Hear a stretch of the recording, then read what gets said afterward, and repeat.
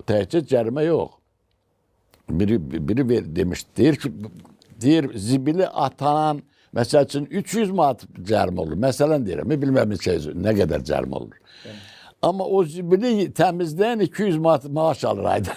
bir dəfəsi 300 manat. Yəni o zibili təmizləyənə də maaşı çoxaltmaq lazımdır. O zibili yığan adam var, təmizləyən adam.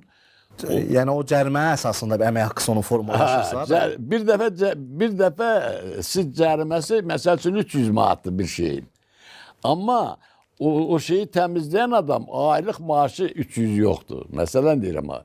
Yəni düz tənzim olunmalıdır ki, insanlar normal yaşaya bilsinlər bu ölkədə. Bu ölkədə yaşamaq üçün Azərbaycan xalqının yaşama haqqı var. Bizdə neft ölkəsidir, neftimiz var, bizim qızılımız var. Bizim vətən yaxşı vətəndir. Azərbaycan qədər gözəl vətən olan bir dünya tanımıram mən. Azərbaycan bu gözəllikdə, amma insanlar pis yaşayırlar o.